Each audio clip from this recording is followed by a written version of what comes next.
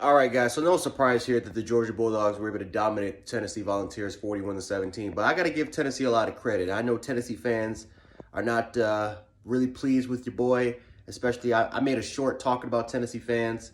So Tennessee fans are really not the biggest fans of me, but got to give those Tennessee Volunteer fans a lot of credit. Those guys competed.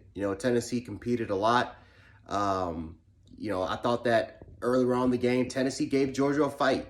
And that's one of the things that we've kind of we haven't seen a lot of teams really do to Georgia is that can you give Georgia a fight? Can you come out and punch them straight in the mouth? And that's what Tennessee did. Tennessee punched them in the mouth, but Georgia responded back. And ever since kind of Georgia responded back, Tennessee hung in there for a little bit. But Georgia's just, again, they have the better coaching staff. Their personnel is way better. I mean, again, you look at the defensive side of the ball and you just see how deep they are defensively. It's ridiculous. I mean, Channing Tyndall is not really a guy that is all about sacks. He had 3 sacks today.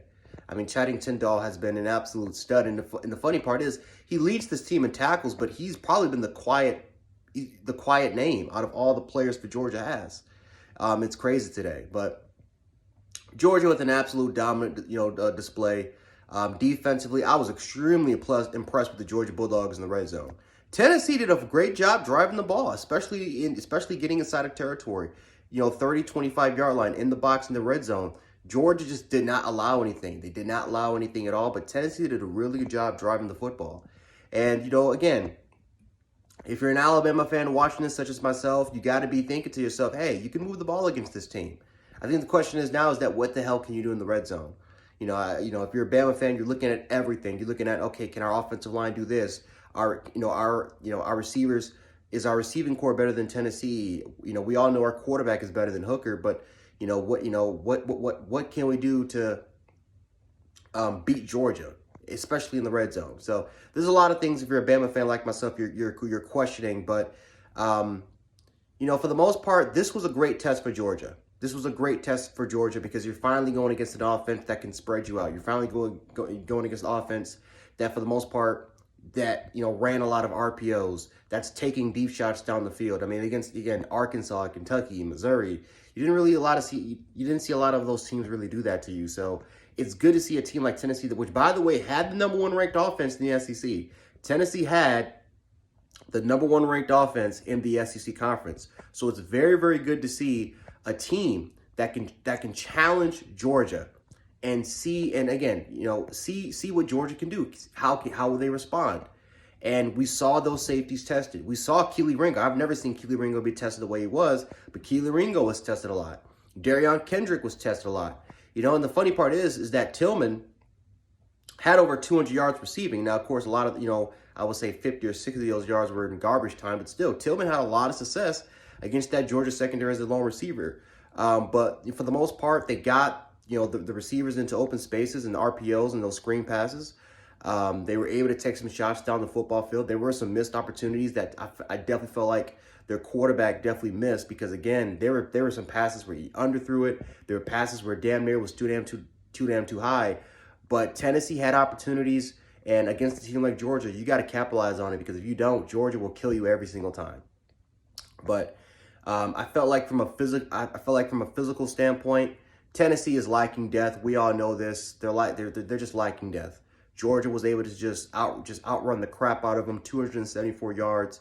They were able to run out of them all day long with 3-4 running backs rotating fresh, with fresh new bodies. And again, this is another game where Stetson Bennett doesn't have to do too much. For the most part, he was more effective as a runner than I thought he was as a thrower. Now, of course, he made some clutch throws. He made some really, really good throws. I definitely felt like the one real route to James Cook when he was out wide, I feel like was really, really cool. There were some clutch throws on third down conversions, which were great. But for the most part, he made some huge plays with his legs. But it's another game where Stetson Bennett was a game manager today. He didn't have to do too much. He was a guy that I think this was the first game of the season where he threw more than 25 attempts. So he did a little. So I'll go back. He did a little bit more than I thought he would passing the ball wise. But I think the point is that he didn't have to be great. You just have to be good enough. Don't screw it up. Your defense is doing everything in their power. You're running the ball extremely well. don't screw it up, Georgia will walk out of here fine. That's what Georgia has been doing all season long. So we have not seen a team all year round that can fully test Georgia. Can you really get this team into a battle for 4 quarters? Not just maybe a quarter or maybe a quarter and a half. For all 4 quarters, can you get this team in a fight? We have not seen a team do it all year round. Maybe it's Alabama, maybe it's A&M, maybe it's Ole Miss that can be the ones to do it. Obviously, we're going to find out in Atlanta, but because I don't, Charleston Southern and Georgia Tech won't do it. But it's very, very impressive to see from Georgia that they're just running through the competition, and they don't even have to do it at full strength. Whether if it's missing receivers, whether if it's the quarterback controversy between JT Daniels or Stetson Bennett, they've literally won by their defense. They've lived by their defense, and damn it, they're going to die by their defense with Stetson Bennett on the way out there. And I feel like another impressive thing, guys, is that Georgia's winning with the fashion of football that we never thought we would see a team ever win a national championship. 2017 Alabama might have been the last team to kind of do it, but for the most part, it's been nothing but spread offenses, explosive type of offenses with just good enough defenses, which has been the catalyst for national championships the last 3 years. We're seeing elite defenses finally kind of take control again, and that honestly might be the catalyst for winning a national championship because besides, I would say maybe besides Ohio State's offense, there really isn't an explosive offense that I think can match toe-to-toe with the Georgia Bulldogs. Maybe Alabama, but Alabama needs to get their line together. They need to figure out what's going on with the running game and how they can protect Bryce Young a little bit more. So we need to see more from Alabama before I can put them in that category. And this is coming from a Bama fan.